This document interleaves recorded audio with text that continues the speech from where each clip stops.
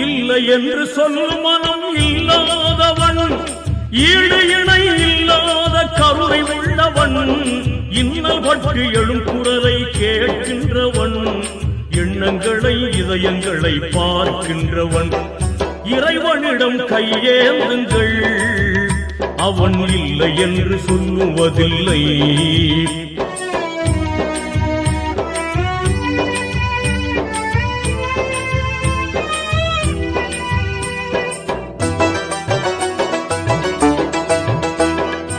ஆசையுடன் கேட்பவர்க்கு அள்ளி தருபவன்,